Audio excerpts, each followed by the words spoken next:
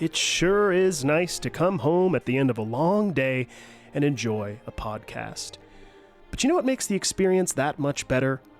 Relaxing with a few puffs of smoke from my McQueen pipe. At McQueenPipes.com, I was able to find the perfect smoking pipe to suit my nerdy, yet dignified sensibilities. I especially love that each pipe is designed and handcrafted by a true artisan, and that all of their pipes are inspired by fantasy books and movies like The Lord of the Rings. Being a bit of a hobbit myself, my pipe is called the Barrel Rider, but they've also got pipes for wizards, rangers, dragon riders, or even goblins. If pipe tobacco isn't your thing, no worries. McQueen Pipes has got you covered with attachments for vaping or even cannabis. Head on over to McQueenPipes.com and use the code BIOGRAPHERS at checkout to receive 15% off of your entire order. Go ahead, treat your nerdy heart to something you'll cherish and enjoy your podcast listening experience in style with a McQueen pipe. That's Mac like mac and cheese and Queen like the band. McQueenPipes.com and use the code BIOGRAPHERS at checkout for a 15% discount on your whole order. Cheers, everyone, and happy podcasting.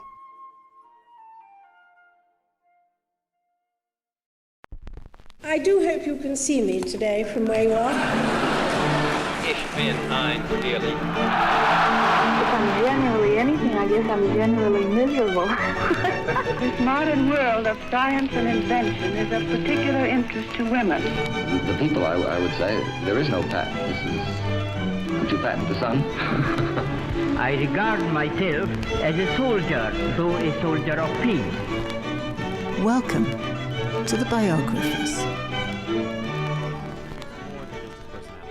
I totally agree. And I feel like almost every single person that I ever talk to about podcasts or hear talking about podcasts, almost every single one of them will say, when I listen to a podcast, I want to learn something.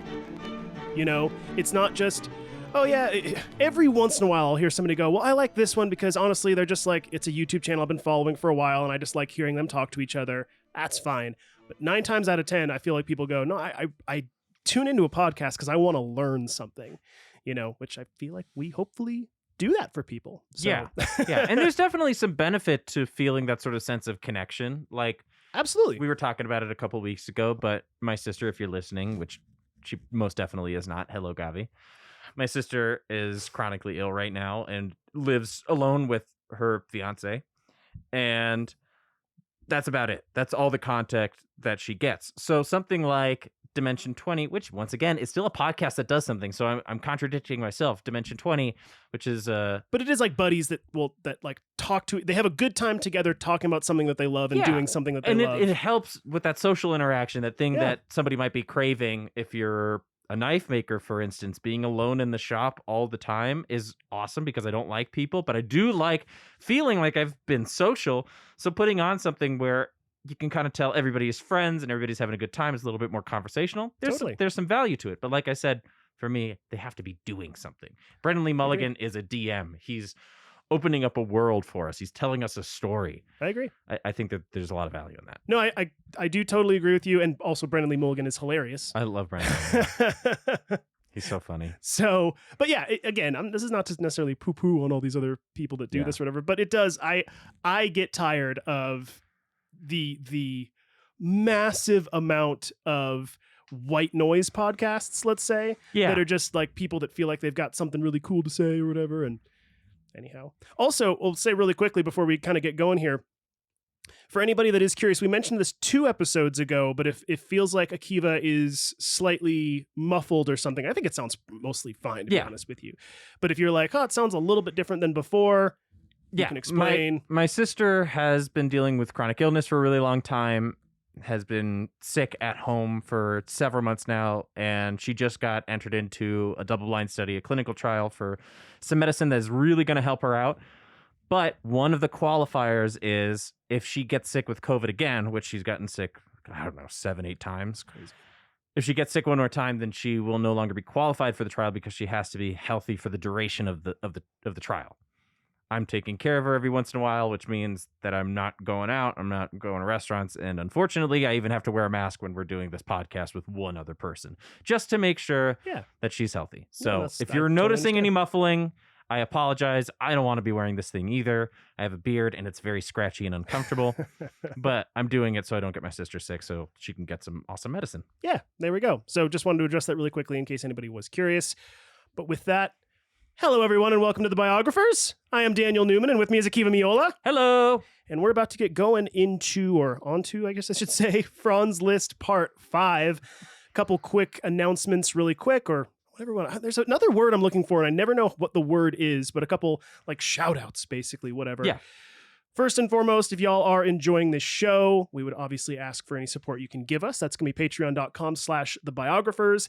And this week, we're going to be launching our Kickstarter officially because we finally have locked in some numbers for some custom knives that Akiva would make.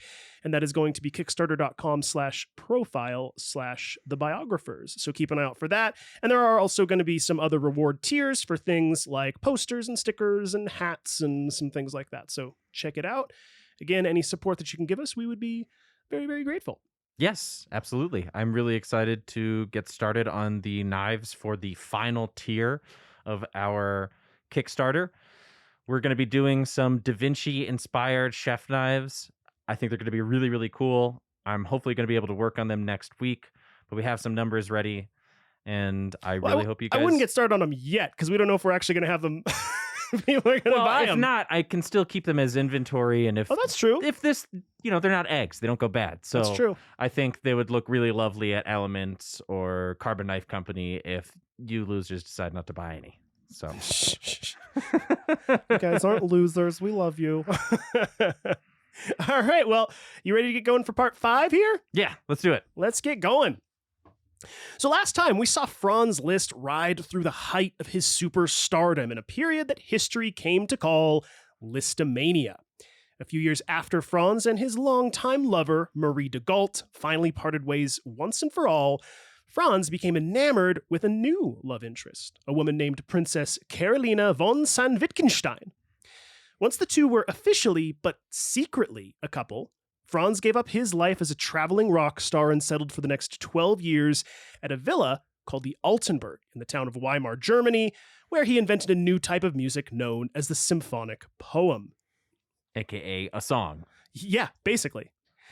We also learned about the probable swath of Franz's illegitimate children that have been lost to history, in addition to his affair with Agnes Kleinworth, who turned out to be a spy for the Russians. But where we left off last time, Franz had just lost his son, Daniel, to an unknown illness, which caused him to start pondering more and more about his own eternal salvation. So now we're in the spring of 1860. Franz is now 48 and living in Weimar, Germany with Carolina. For the past year or so, Carolina had gotten extremely close to obtaining a divorce in the Catholic Church, but was ultimately unsuccessful. At this point, there was nothing else for it. She was leaving for Rome to speak with the Pope himself, to finally get out of her marriage. She didn't know it at the time, but upon leaving for Rome, she would not see Franz for another 16 months. She had to beg on hands and knees, but finally, on September 9th of 1860, she met Pope Pius IX, who, shortly after, granted Carolina her divorce. Or so he said initially. But as of now, Carolina and Franz were finally free to marry. Now, before heading to Rome to meet up with Carolina, Franz took a trip to Paris and reconnected with a wide variety of friends he had not seen in years, partying every chance he could. He even reconnected with Marie de Gault, and the two former enemies finally buried the hatchet, though Marie would write in her diary at the time that Franz seemed to be hiding a deep sense of sadness, and that the fire he used to have in his eyes had been mostly extinguished. But he did finally meet up with her again, old Marie de Gault. Interesting.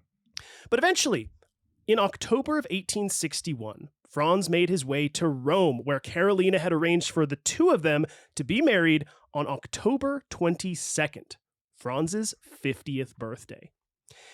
But what Carolina didn't know was that for the past few weeks, her family had been secretly conspiring with high-ranking members of the Catholic Church to stop the wedding, as the marriage would screw up the inheritance they were going to receive. Oh, no. At 11 p.m. on October 21st, less than 24 hours before the two were set to get hitched, the Pope reversed his decision on Carolina's divorce, and the wedding was off. No! That's terrible. Isn't that just like a dick move? That's such a Pride and Prejudice sort of Bridgerton type of situation. It's crazy, man. That amount of influence from people being like, no, it's going to mess up our money. And the Pope was like, that's fair. I do like money. Yeah, that's very fair. That's funny. Now, with this, Carolina threw in the towel and gave up trying to obtain her divorce, which was probably for the best, as she and Franz had been growing apart over the past few years. Not really knowing where to go from here, Franz decided to stay in Rome. Carolina stayed as well, moving into a shabby, sparsely decorated 3-bedroom apartment with one room that contained only a table displaying several busts of Franz, and another that was stuffed to the brim with books. She would live a fairly reclusive life in this little apartment for the next 20 years, writing 45 books of her own. Wow. Crazy, right? Interesting. And this is going from nobility. Yeah, she was technically a princess. She was a princess all the way down to living in an apartment complex, just writing books. Yeah, I mean, I think eventually this was like her spirit was kind of broken, and she was just like, well, I don't get to marry the guy that I've always wanted to marry because the church is screwing everything up. I mean, she if was you ask the Pope himself to Yeah. get divorced, and you ask the Pope himself to marry you, and he says no, there's really, where else are you going to go? I know. And she was a very devout, let's just say Christian, right? Not she was still a devout Catholic, though at this point in time she was starting to get a bad taste in her mouth regarding That makes Catholicism. sense.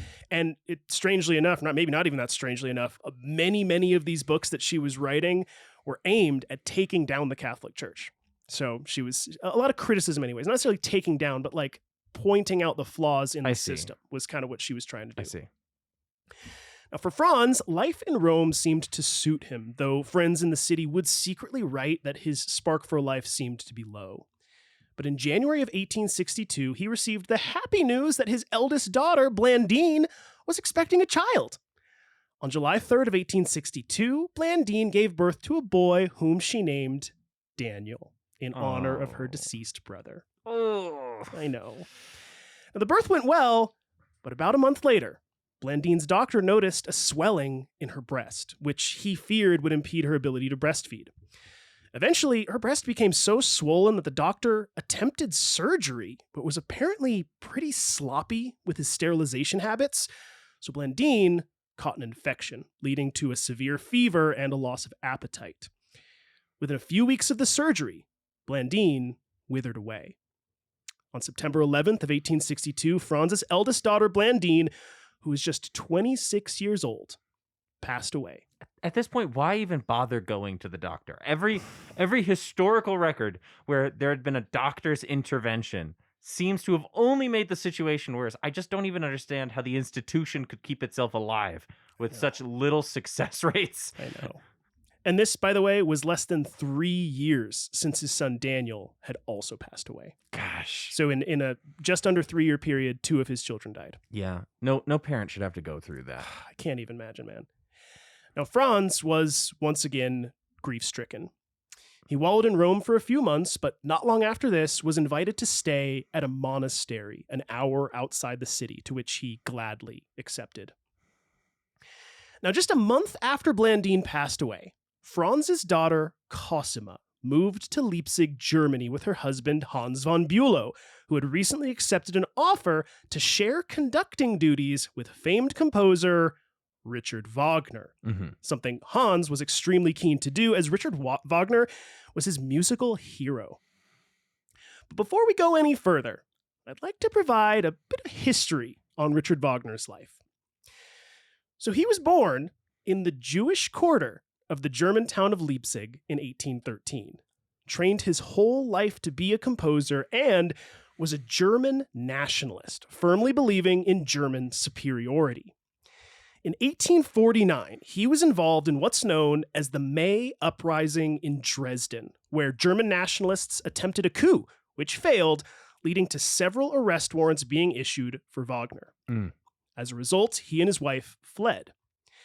Now, Franz Liszt and Richard Wagner had crossed paths a number of years earlier, so when Wagner was on the run, he asked Franz if he could hide out at the Altenburg for a while until he was able to make plans to flee the country. While at the Altenburg, Franz was impressed with Wagner's abilities as a composer and even conducted one of Wagner's latest operas. Because Franz had so many connections, he was able to obtain a false passport for Wagner, who then fled to Switzerland to avoid the law. Wow. So that was actually because of Franz Liszt that Wagner was able to get out of Germany. Interesting. Yeah, pretty crazy. So Wagner bounced around Europe for the next 13 years, but eventually the new king of Germany, Ludwig II, lifted his exile, offering him a salary to write music, and in 1862, he finally made his return. Soon after, he accepted an offer to conduct an orchestra and invited Hans von Bülow to conduct with him. During one of the rehearsals, Wagner spotted Hans von Bülow's wife, Cosima, and was smitten instantly. Oh, I see. Wagner would later write, quote, "I felt utterly transported by the sight of Cosima. She appeared to me as if stepping from another world." That's my best German impression. Now, we don't know precisely when the two began having an affair, but we do know that just 1 year later, in 1863, the two confessed their love for one another, despite Wagner being 24 years older than Cosima. A little bit gross. But she's in her 20s. It's true. You know, at that point, it's whatever. logical consent, whatever. Now, just a few other things to note about Richard Wagner. First, he was constantly in debt and running from creditors. Second, though he had been married since 1836, he was constantly cheating on his wife. And third, he was an anti-Semite. Yeah, I was about to say, at that point, historically speaking, Jews were not able to own property for a very long period in European history, so a lot of them were appointed into political positions because that was a way to make money without being allowed to own property. One of which is being tax collectors and bankers. That's why you see lots of names like Goldstein, meaning Gold Mountain. Oh, interesting. Right? Because these people weren't allowed to own property, so they rented buildings and then worked as banks. Oh, interesting. So if you have a lot of debts and you lived in a Jewish part of town, it's very likely that the people that you owed money to were Jewish, and that's probably where the conspiracy started to boil within him. We'll talk about it, but that's actually not even why. Really? It wasn't because of debts. So I'll tell you in just a second. Interesting. Now, we don't really know when his anti-Semitism started, but we do know that in 1850, he had written an essay called Jewishness in Music, which was written due to his frustration with Jewish composers gaining popularity at the time, while he did not.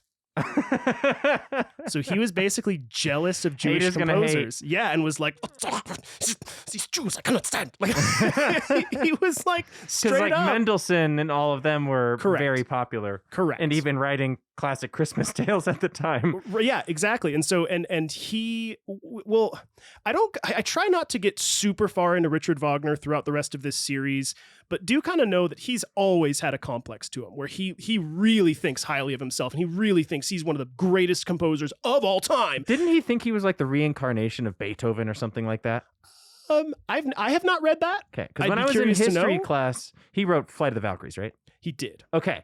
I was told that Wagner thought that he was the reincarnation of Beethoven, here to smite the Jewish composers out of... and that was like his whole thing.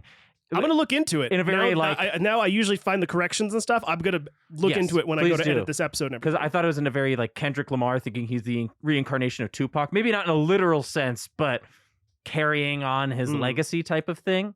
The same thing with Wagner and I don't know. Yeah, I'll look into it. In what I've researched, I have not read that yet, but I'd be curious to find out if that was a thing for him. I wouldn't be surprised because he, like I said, he had a complex. He really thought he was something special when it came to the world of music. So, yeah.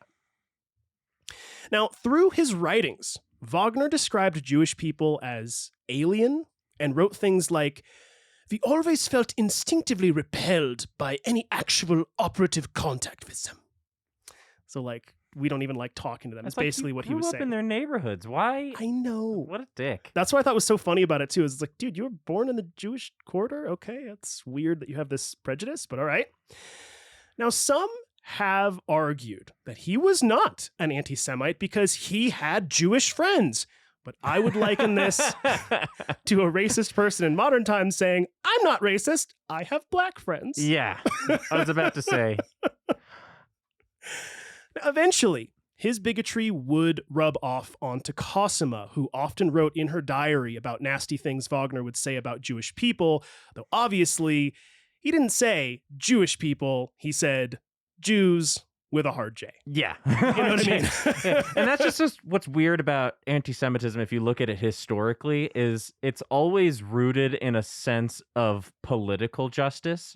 It's if you don't like the upper class, then as like conspiracy theories about the upper class grow, you get to the conclusion, which is the Jews are the upper class, the Jews control the world. Or if you don't like the lower class, then it kind of punches up and down. Sure. Like if you're a poor Jew, you're like thieving and conniving and you're Fagin from Oliver Twist. Oh my gosh. And then if you're a rich Jew, you have like space lasers and the Rothschilds and stuff like that. So it's kind of like a win-lose. It's a lose-lose situation, really. You can't win ever. Yeah.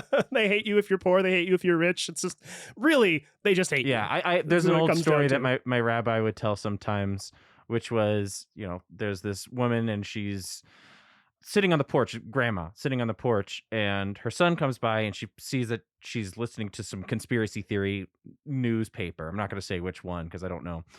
And he's like, why are you reading these? And she's like, well, every time I read news about Jewish people from, places like Israel or the United States, it's always, Jews are getting poorer, Israel's in danger, da-da-da-da-da. But every time I read these conspiracy theory websites, they say we rule the world. So that makes me feel a lot better. So even though they hate us, at least we rule the world. Like, well, if they think that, then that makes me feel better about myself. That's pretty funny. Now, over time, Cosima fully adopted Wagner's anti-Jewish sentiments and would later endorse a political group known as the Bayreuth Circle. The Bayreuth Circle were a group of German nationalists who are widely credited with the rise of Nazism and would go on to be early supporters of Adolf Hitler, who, wouldn't you know it, was a massive fan of Richard Wagner and would often play Wagner's music at Nazi rallies and concerts. In fact, Hitler was almost definitely inspired to title his autobiography Mein Kampf, which means My Flight, in tribute to Wagner, whose autobiography was titled Mein Leben, which means My Life. I see. See, Mein Kampf, Mein Leben? It's pretty darn close. I'm just saying. Like, now, Cosima would live all the way up to 1930 and was an early supporter of Adolf Hitler. Now, if you're wondering why so many people were drawn to Richard Wagner as a composer despite him being such a prejudiced jerk, I will now play you a clip of easily his most famous composition, Ride of the Valkyries.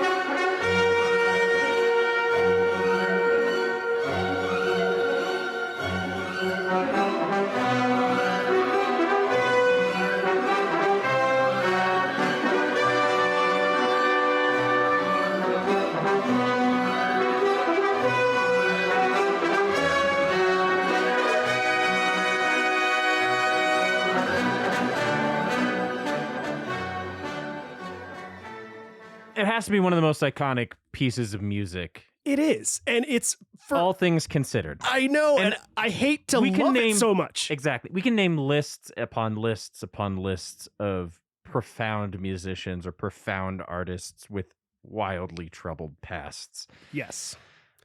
But it is, I mean, it's so evocative and bombastic and badass is really what it is. It is very German. If you're trying to grow a German nationalist strong pride, this feels like that. Dude, it's awesome. It's an awesome piece of music. And it's like you've heard it in pop culture all over the place. I mean, hell, it's in, what am I thinking of? Apocalypse Now. Yep. When they're first riding over to bomb a whole bunch of parts of Vietnam. And I think it is, oh gosh, the actor's name is escaping right now. But it's like the colonel or whatever. And he's like, I love the smell of napalm in the morning. This song is playing in the background. Like, it's really cool, you know? So...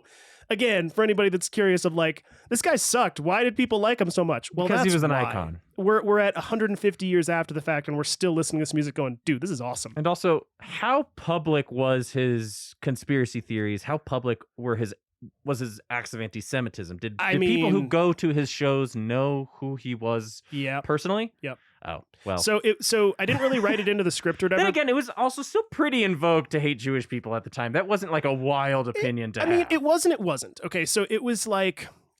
So it wasn't the 1400s, but it's still, you know... Let's put it this way. When he first wrote... A minute ago, I mentioned that he wrote this essay called Jewishness in Music, and it was this whole criticism of why he didn't like it and blah, blah, blah, blah, blah. When he initially wrote that and published it, he published it under a false name.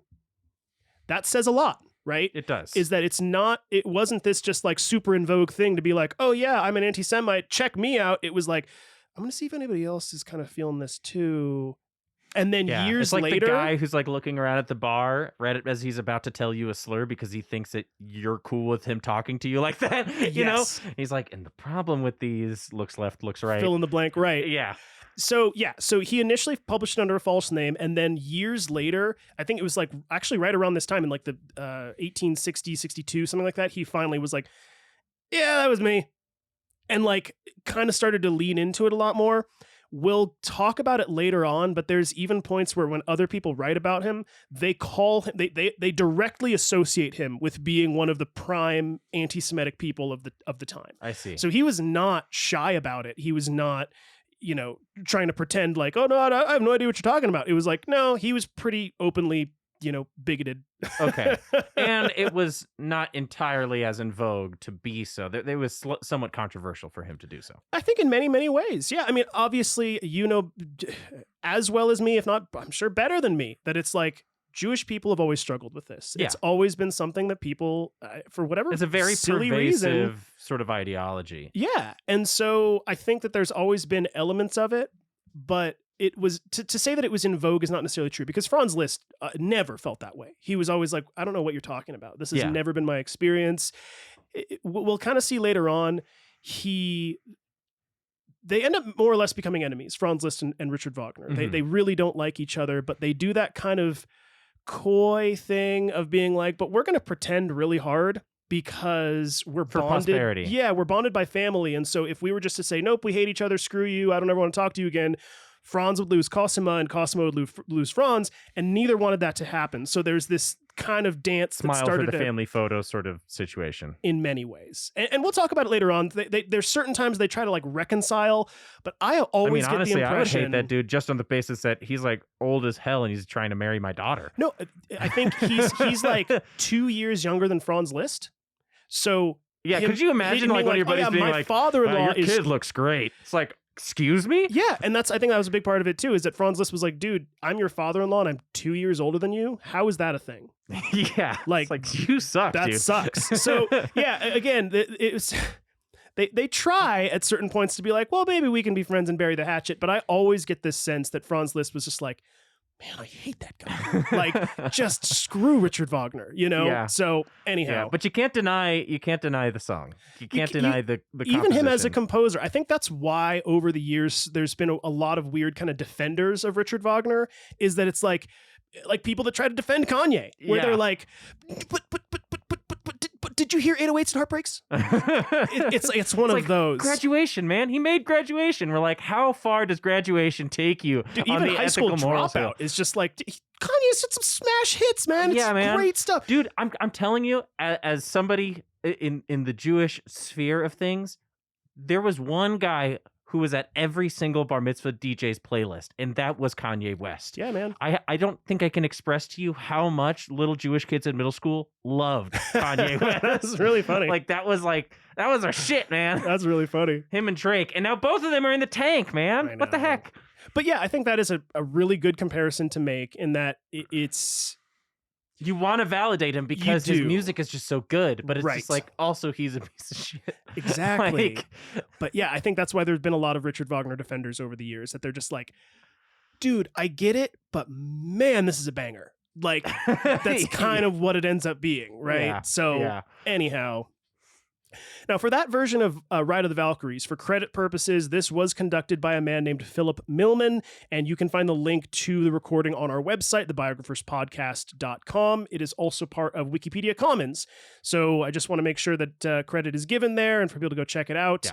It's a good recording as well. Incredibly done. So back to Franz Liszt. The death of Franz's second child was a heavy blow. He was still getting over the death of his son, but now with Blandine gone, he was in a downward spiral. Roman society and socializing in general just didn't appeal to him anymore. He never stopped writing music, but people just weren't as into him as they used to be. He was itching to get out, but didn't know where to go. In June of 1863, he received an invitation to come and stay at a Catholic monastery in the town of Montemario, which I think is a really fun name. Montemario! Which was about an hour outside of Rome, and he gladly accepted the invitation. Many of his friends were rightly surprised to hear about him moving into a monastery, but in his gloom, Franz found comfort in the routines of life among the monks and a certain sense of belonging. But remember, this is Franz Liszt we're talking about. So despite living amongst a group of monks, he still occupied 3 rooms, enjoyed all the amenities he was used to, like liquor and cigars, and was even allowed to bring along his hired servant. This is just like Da Vinci when he stayed at the Catholic Church in in Florence. Yeah. Apparently, he was just living it up in this. That's so funny. Yeah, he was. He was like, "Oh, it's so nice to go to mass every morning and everything." He's like, calm and peaceful. But read me a book. Yeah, exactly. But Giovanni, go get me a drink. You know. All the other monks are like, "What's the problem with this guy?" Now, apparently, he was also eating pretty well too, as he noted in his journals how delicious the food was that the monks were cooking up. Just a month after he took up residence in the monastery, he was visited by none other than Pope Pius IX, who had popped by, seemingly, just to hear Franz play some piano. When Franz started to play a piece called Casta Diva from the opera Norma by Bellini, the Pope jumped to his feet, trotted over to the piano, and began to sing the baritone aria. Huh. He's doing a duet with the Pope. That's wild. This would mark the start of a long friendship between Franz and the Pope, who would often call upon Franz to visit him at the Vatican or invite him to vacation with him at his summer home of Castle Gandolfo. Pretty soon, the Pope was tapping on his shoulder to become the new director of music for the Holy See, as the Pope felt that the Catholic Church was long overdue for some new music. Franz actually liked this idea a lot, but in order for him to receive the appointment, he needed to become a member of the clergy. In order for him to become a member of the clergy, he first needed to get a haircut. Huh. More specifically, they were going to give him a tonsure, which is that little bald spot that monks get shaved on the back of their heads like Friar Tuck from Robin Hood. I'm thinking of Howl's Moving Castle is like, if I can't be beautiful, what point is there in life? That's what I'm imagining as he has this, this bald spot on his head. To an extent, kind of what it is. If anyone is curious, the reason monks do this is to show humility and their religious devotion. So the whole point is to look bad. They're like, I'm going to give myself a bald spot so that everybody looks at me and goes, yikes. Oh, but he's a follower of God. Yeah. That's like the point of a tonsure. Yeah. So kind of funny. Now, after that, Franz gave his first confession as a clergyman, and it was said that the Pope himself was the person listening in the confessional. According to legend, when Franz had finished his confession, the Pope shouted, "Go and tell the rest of your sins to the piano." Kind of metal. I imagine that was like 2 days later because the confession took that long. He was like, then there was Lisa and Clara, honestly, and Siobhan, and oh, we'll get there in a second. Don't you worry. But now that he had his intentional bald spot and gave his confession, Franz Liszt had officially become an abbé of the Catholic Church. I wrote it in my script, Cue Akiva saying, Hey, abbé! Oh, dang it. I should have. It's because I made the joke a couple episodes again. Hey, abbé! I was hate like, that guy. Yay! I was like, I wrote that in too. I was like, I'm waiting for him to say it because as soon as I say abbé, he's going to say it. Hey, abbé! For those of you who don't know, that was the first movie that was downloaded on my PSP. So I watched Robin Hood Men in Tights probably like 50 times as a child. It's still funny. It's so good. It's still so funny. good. I watched it maybe 2 or 3 months ago. I popped it on in the background. I was like, for this movie Mel is Brooks, still it funny. hasn't aged entirely horribly. I would argue that most of the time his movies don't. Even something like Blazing Saddles, that some people are like, hey, you can't do that. It's like, but it's if you very look, tongue in cheek. Right. If you look at the context of it, it's like, do you see what he's doing here? He's making fun of racism, and that's kind of the point of the movie. But anyways, different conversation for a different time. Now, abbé, by the way, is an honorary title, which you cannot think of. Hey, abbé. No, every time you say it, because I didn't think of it at first, we would have been good for the rest of this episode. But now every time, hey, abbé. Now, abbé, by the way, is an honorary title which literally means father. Now, taking on this lower cleric position meant that while Franz was committed to the church and did wear the exact garb you imagine when you think of a Catholic priest, like the little white collar thingy, he was not required to remain celibate and also had the option to leave at any time. Well, thank goodness for that.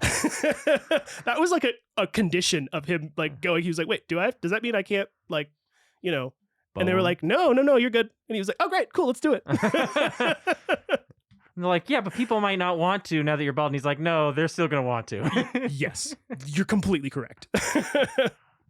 Now, in the very same month that Franz took up the cloth, April of 1865, his daughter Cosima had just given birth to a daughter whom she named Isolde. Totally unrelated. Isn't she young? Who, Cosima? No, Isolde. Isolde is young. I'm sorry. It took me a second. Well done. Yeah. Now, on a totally unrelated and, purely coincidental note, just 2 months after the birth of Cosima's daughter, Isolde, Richard Wagner debuted his latest opera, which was titled Tristan and Isolde. Totally unrelated, obviously. Yeah. To add insult to injury, Cosima's husband, Hans von Bülow, was the one conducting the opera. I was just about to say, isn't he still the conductor? He is literally conducting the opera Tristan and Isolde after his wife gave birth to...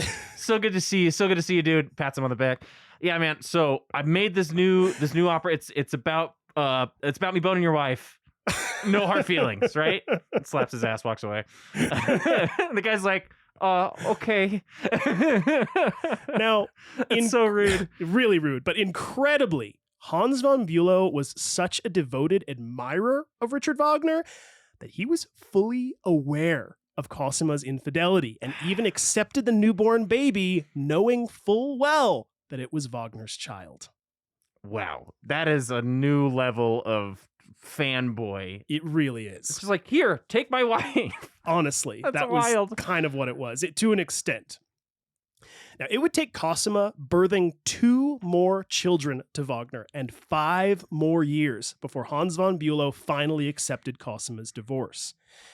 But it is worth noting that upon initially discovering the scandal, Hans had a bit of a nervous breakdown and ended up checking himself into a hospital for a month or so for psychiatric treatment. Yeah. So he wasn't exactly okay with it, but he was like, but I weirdly understand because Richard Wagner is just, there's something about him. That was his kind of weird mentality. Just sort of a ego death, but not in a cool way. I know. Where he's just like, well, I'll never be able to compete with Wagner, so I guess I'll just have to live with this reality because he's just the most amazing guy. And I'll just keep working for him, even though he's writing songs dedicated to my apparent daughter, which is obviously his. Tristan and Isolde is like a story, right? That's an actual old... Okay, so that's an old legend. A lot of people call it the precursor to Romeo and Juliet. I see. And back in the 2000s with James Franco, He Who Must Not Be Named, they did a movie called Tristan and Isolde, and it actually is a pretty good story or whatever. Mm-hmm. So he did an opera based off of that initial story. I see. So it wasn't necessarily Wagner being like, I'm going to do a show in tribute to my daughter. It was more Cosima going, I'm going to name my daughter after Wagner's latest opera. Ugh. Yeah. Damn! I know. I can't tell which one would have hurt more. It's cold, dude. Really, really cold. That is cold, man. Now, when Franz learned that Cosima wanted to leave her husband and his favorite pupil, he was beside himself with anger and grief. Years later, his old lover, Carolina von Wittgenstein, would write, quote, "I was with him during the deaths of his son, his daughter, and his mother, but nothing compared to his despair over this." Wow. He was, so again, I was talking about earlier how much he hated Richard Wagner. She's saying he was more upset over Cosima wanting to leave Hans for Wagner than he was over the death of his 2 children and his mother. That's how upset he was about all this. Well, he's got a good moral compass, I guess. It's just, to an extent. Now, personally, I'd be pretty upset if my daughter was leaving her husband for a Nazi too, so I get it. Yeah. Though Franz had initially been friends with Wagner, he had, over the years, grown to see him as what he described as a morally bankrupt, dangerous, egocentric, and racist person who used people for his own gain. Yeah. So he saw Wagner for what he was. But once made an abbé, Franz moved out of the Monte Mario monastery and into the Vatican. What? Where he lived for the next 14 months. Franz Liszt lived in the Vatican. How did he not just go up in flames immediately? Insanely, Franz's new status as a holy man caused a resurgence in his popularity as a musician, as newspapers all over Europe were reporting that the legendary ladies' man was now a monk. This is like Chance the Rapper when he started doing all of like the Christian rap stuff. Yeah. And he just like got a whole new audience as well. Some even thought it was all a big marketing ploy for Franz to regain popularity. Kind of like Snoop Dogg at one point claiming that he was devoting his life to Rastafarianism and changing his name to Snoop Lion. Yes. That was basic. That was the comparison that I thought of. Yeah, I thought that, and also Kanye once again doing the Christian album. Yeah. Yeah. More insane still, his new title made him even more popular with the ladies, as he was now seen as the forbidden fruit that must be tasted. Oh my gosh. Seriously, they were like, wait. Franz is now like a part of the Catholic Church. I gotta get me some of that. What? That was it, dude. Even with the tonsure and everything, like... I just want to rub that bald head. Right? That's so funny. All of this led to a second wave of Lisztomania, with his concerts filling to the brim with screaming fans and lustful groupies. I couldn't even believe this when I found it out. It's like Nacho Libre. Just... So once again, Franz began to tour around Europe, 50% for Catholic duties and 50% to conduct orchestras. Despite his age and priestly attire, Franz would continue to be pursued by hordes of women in every city he visited. And how old is he now? At this point, he's just over 50. Okay. So he's like 55, something like that, maybe 54. Robert Downey Jr. is in his 50s. And No, and there's like, we're at the point in history where photographs are actually becoming a thing. So if anybody's curious, you can either Google it, or if you go to our YouTube channel, which is just at the Biographers on YouTube, every thumbnail for every episode, I tried to put a picture that was representative of the age that he's currently at. I see. So you can kind of see the progression of how he's aging. And at this point in time, I literally have a picture of him with his little Catholic collar on, his little white collar. And you're like, he's still got it. He's still a good-looking guy. Yeah, like it's not even silver yet. He's still got dark hair. It's like maybe graying a little bit, but it's a black and white photo, so who knows? But either way, yeah, he's still like, he's still a handsome guy. Interesting. So, makes sense. And because Franz's Catholic vows did not include remaining celibate, his bed was once again welcoming a regular rotation of groupies. Throughout his tour, he tried to convince Cosima that Wagner was no good for her, and had even invited Cosima to accompany him for a few weeks on his travels. But it was no use. Cosima was committed. During their travels together, they decided to visit Paris to say hello to some old friends like Hector Berlioz, but especially Franz's mother, Anna, who was growing old and weary. It was October of 1865, and it would come to mark the last time Franz would ever see her. Aww. His beloved mother, Anna Liszt, would die just 4 months later in February of 1866 at the age of 77. It's not bad. I know. Good long life at that point anyways. Of his mother, Franz wrote, quote, "In my youth, people called me a good son. It was certainly no special merit on my part, for how would it have been possible not to be a good son with so faithful and self-sacrificing a mother?" Aww. It's very sweet. That is very sweet. And for an age check, because you asked a minute ago as well, this would now mark Franz at 54 years old. However, that same month, October of 1865, karma finally came a-knocking at Richard Wagner's door. For weeks, he had been writing angry letters to Cosima, questioning why she was traveling with her father and berating her in any way he could. He even started to refer to Franz as, quote, "the devil, repugnant, and filled with holier-than-thou piety," and saying that he hated him. Okay, well, one of you is ordained, and the other one is just like a shitty anti-Semite, so... Yeah, the other's a Nazi. No, maybe he is a little holier than thou, despite his activities in the bedroom. Yeah, and the other was like, "Oh, I'm sorry, Richard Wagner, were you not also constantly cheating on your wife and running from debtors?" Yeah, like, I was about to say. You're not some beacon of morality the pot here. Calling the kettle black. Yeah, 100%. I could not agree with you more. Now, on the business side of things, Wagner had been demanding more and more money from his benefactor, King Ludwig II, and it seems that the good king had finally had enough. Not only did he completely pull funding away from Wagner, but once again banished him from Germany. So he was, once again, forced to flee in exile to Switzerland. Well, now he doesn't have Franz to bail him out. Well, he's still got his fake passport, so he's like, I'm good to go. True. Whatever, all good. I got that a long time ago. So he went to Switzerland. Now, Franz figured this series of events would finally make Cosima come to her senses about Wagner and did his best to persuade her to stay with Hans von Bülow, but it was again of no use. She would soon permanently move in with Wagner in Switzerland. Now, a few months after his mother passed away, Franz returned to Paris to collect the few worldly possessions she'd left behind, but also put on a few concerts.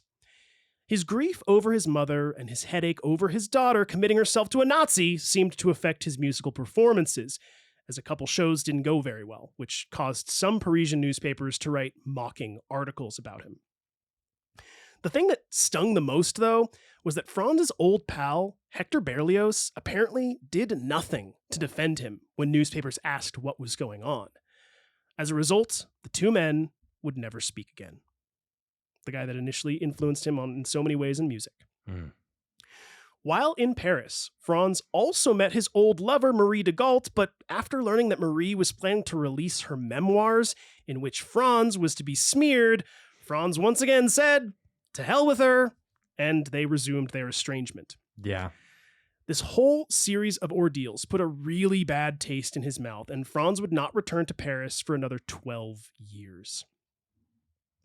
Now, for the next year or so, Franz bounced back and forth between various European cities, mostly on Catholic duties, and Rome, occasionally meeting with the Pope and, kind of chatting about this and that about church duties. Mm-hmm.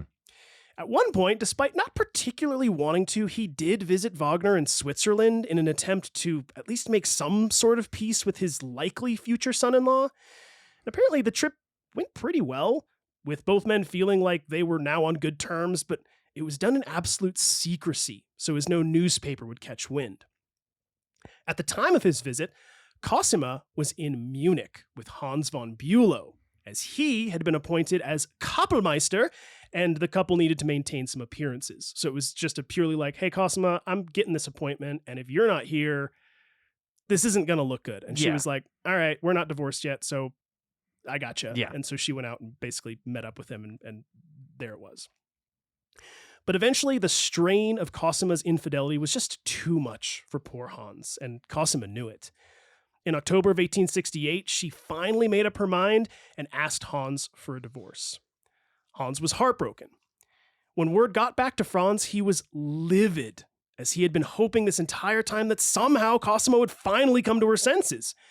He wrote Cosima a lengthy letter expressing his extreme indignation, saying, quote, "Where are you going?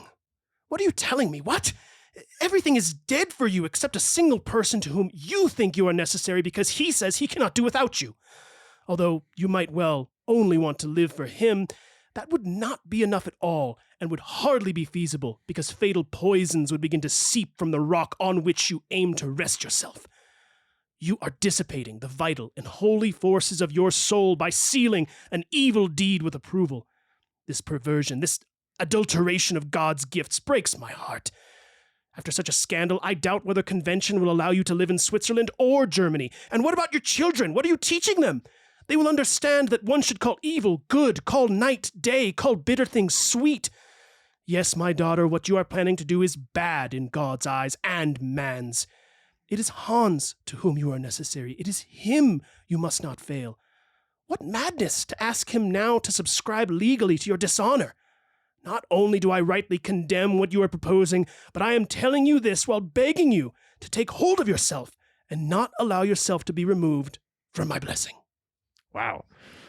Okay, but to be fair, let's just think about this. How many Cosimas did Franz make through his time touring?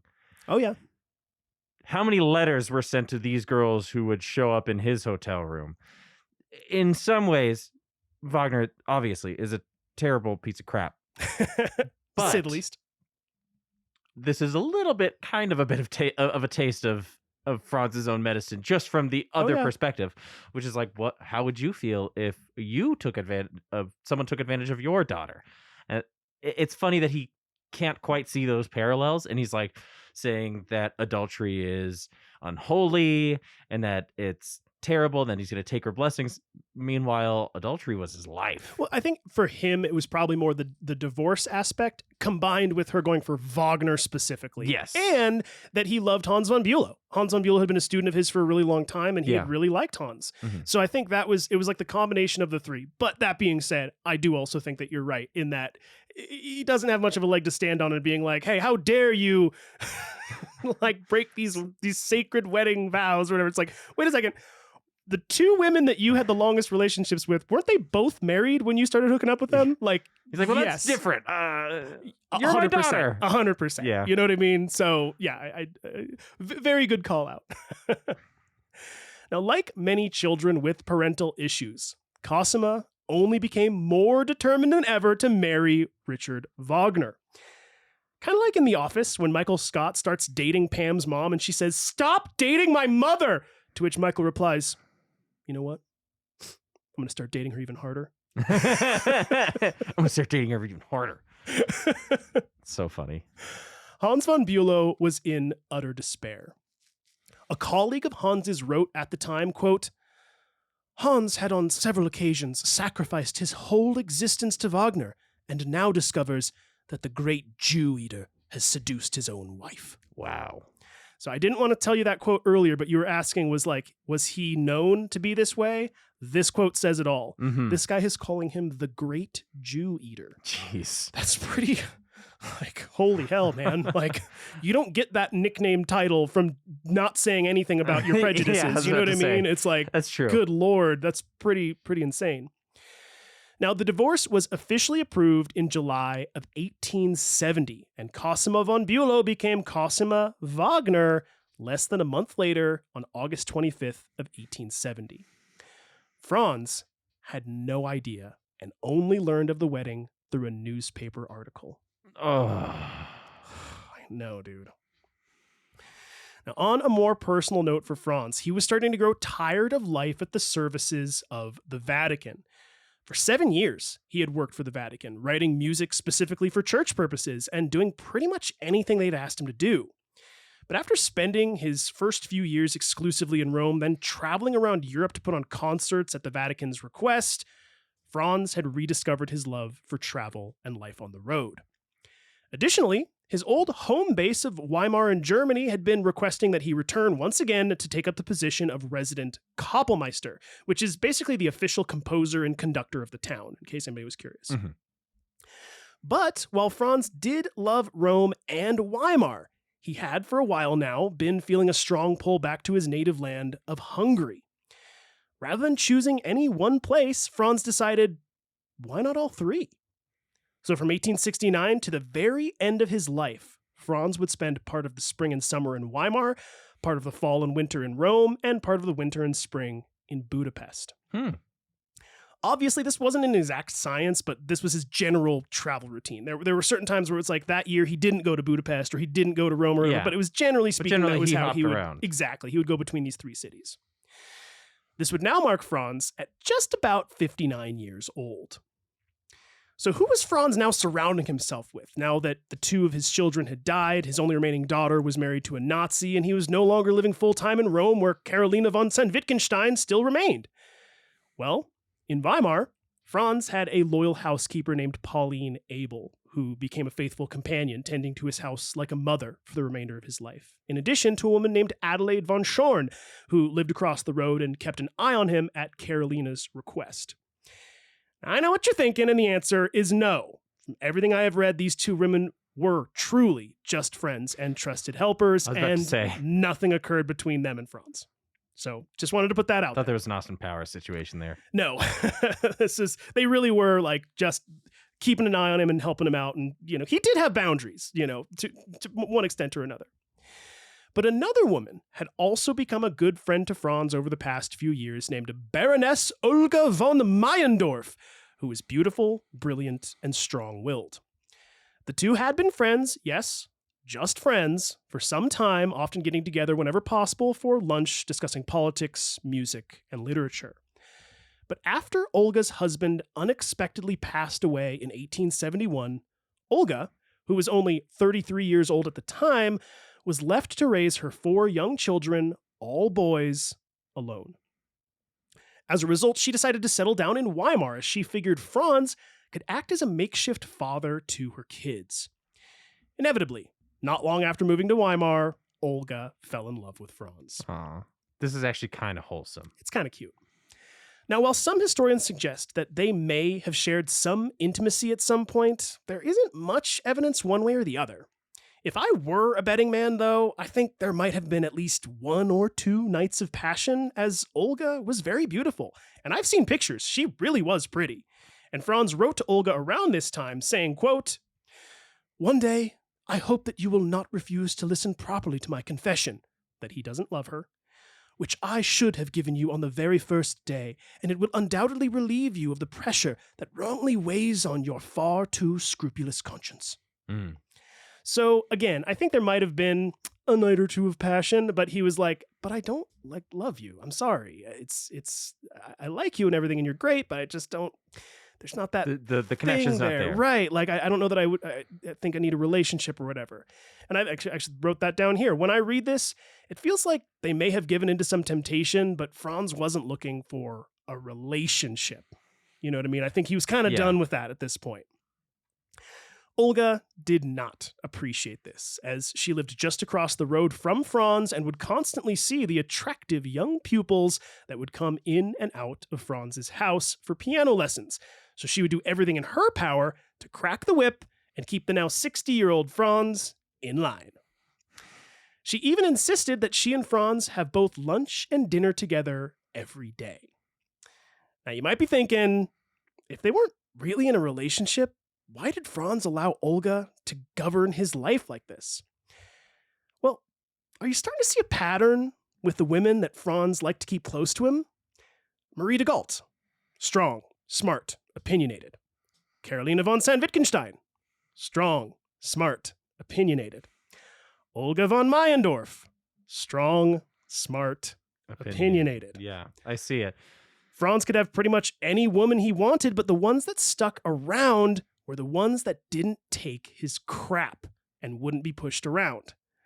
In other words, Franz liked strong women. Yeah, I was about to say, someone with a firm hand to be like, no, that's crap. Right. We're not doing that. Somebody he could go toe-to-toe with, to be honest with you. Yeah. That he would be like, well, no, I think this. And they'd be like, how dare you? And he'd be like, oh, okay, sorry.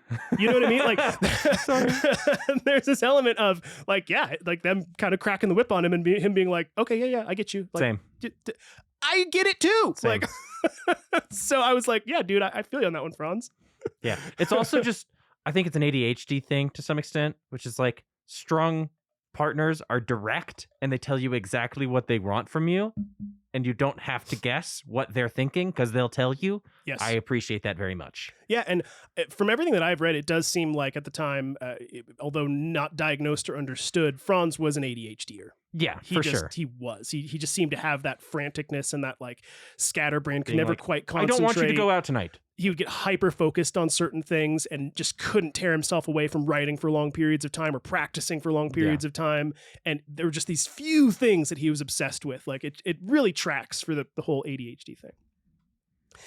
Now, a moment ago, I mentioned that Franz constantly had attractive young women coming in and out of his house as pupils.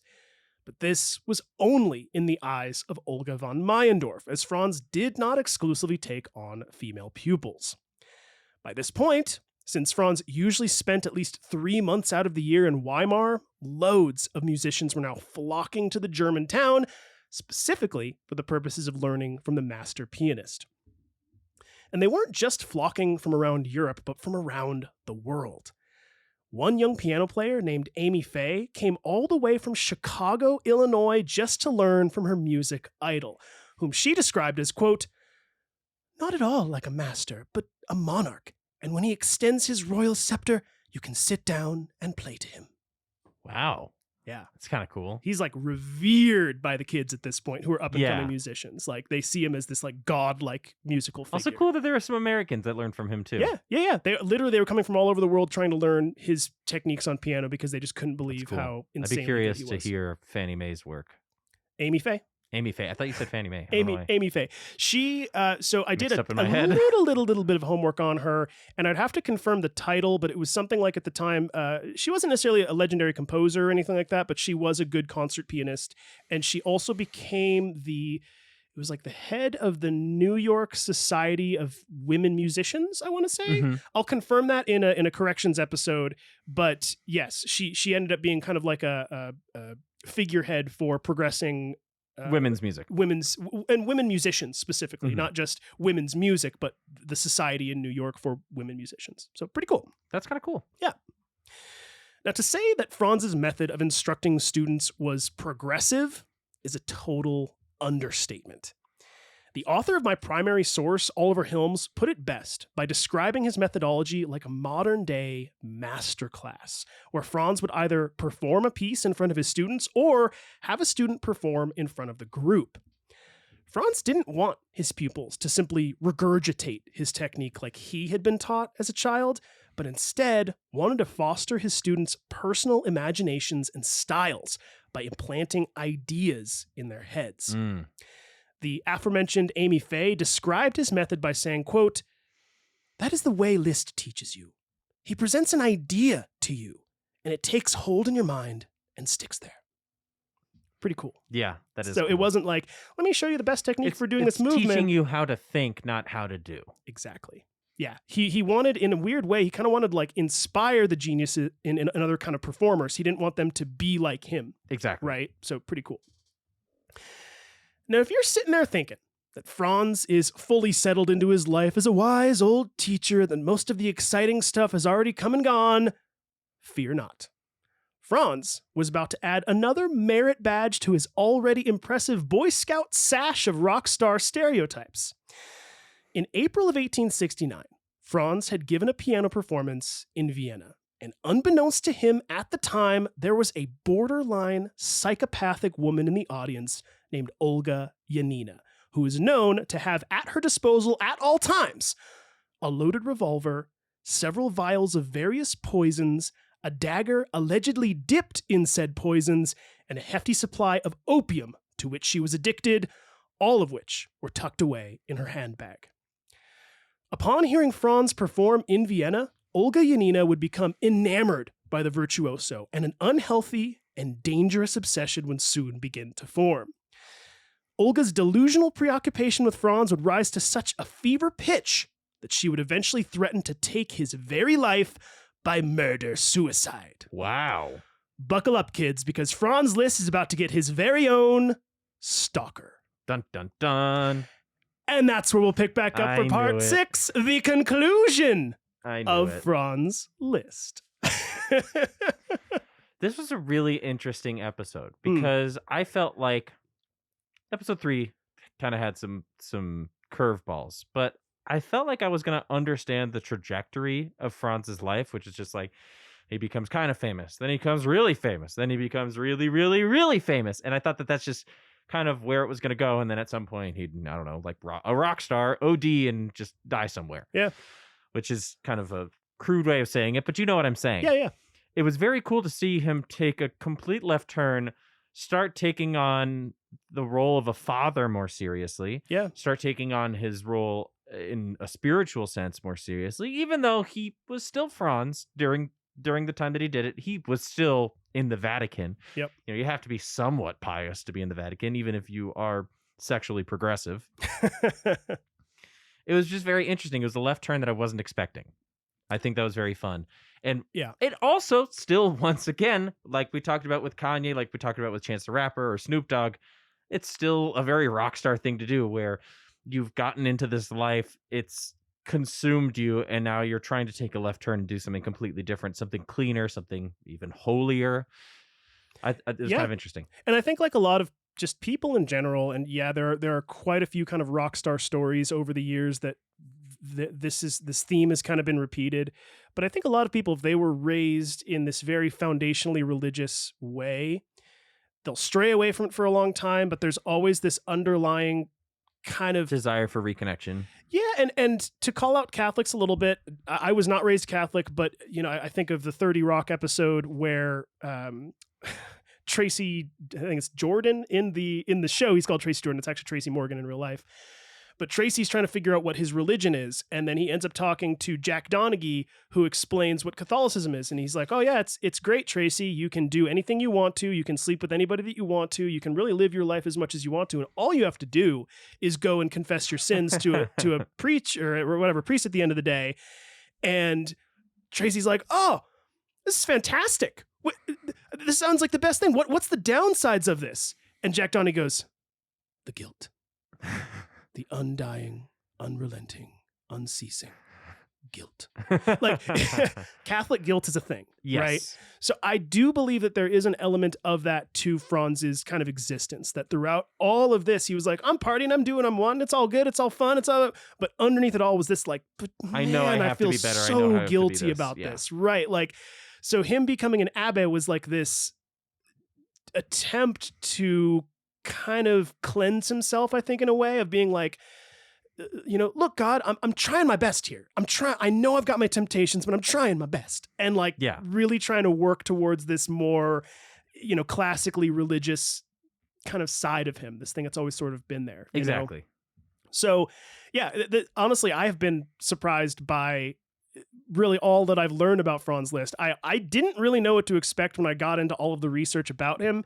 I had some inclinations because I'd always heard that he was a really popular figure, but I really didn't know what the extent of that was. And I sure as heck didn't know that he was going to have these sort of waves of Lisztomania throughout the years, that it wasn't just like, oh yeah, he was popular and then the world forgot him. Yeah. I make more of the comparisons in the next episode, but it really feels so similar to the Rolling Stones to me, in that a little small spoiler, but it kind of becomes this thing where like in today's day and age, you don't even really have to like the Rolling Stones to be like, I don't care, I'll pay $500 to go see their concert. Yeah. Because they've reached this status of a cultural item. They're like a symbol of something. They fit within the cultural canon of your society. And you also start to have this feeling of like, well, I gotta see them because I don't know how much longer they're going to be around. And so like, I want to go see their concerts because I've always heard they're amazing concerts. And even though it's maybe not my thing, I've heard they're great and they might be dead in the next 2 or 3 years. So who knows? So there's that kind of thing starts to happen with Franz Liszt as well towards the latter part of his life, as we'll get into in the conclusion episode next week. So it's been a roller coaster, man. It has. For sure. Has. Interesting. But yeah, glad you're liking it. And this, even like this last part where I'm like, oh yeah, he gets into having a stalker. It's bonkers, dude. Like at least, 20 or 30 minutes of the next episode is going to be kind of devoted to this story of what kind of happened with all of it.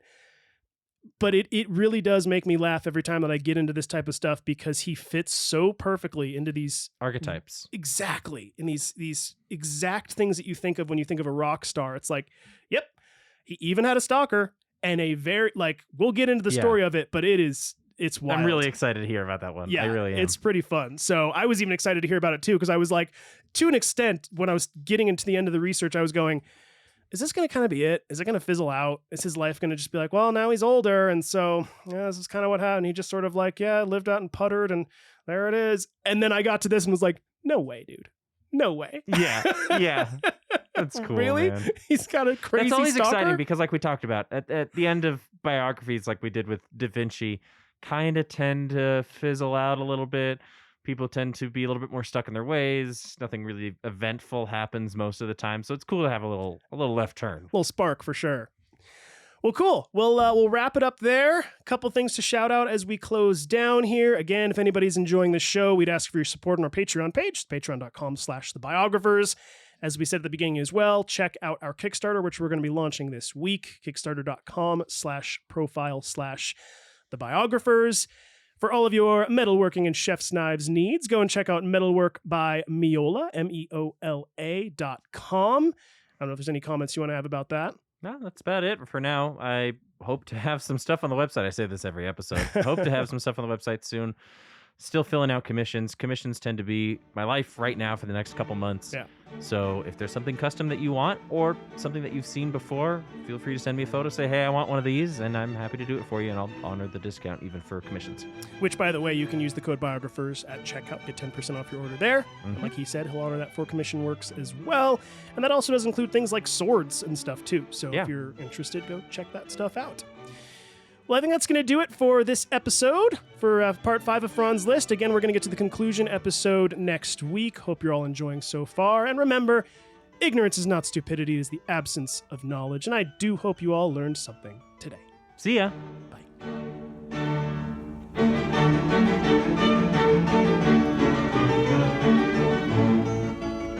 You've been listening to The Biographers. For more information, please visit thebiographerspodcast.com.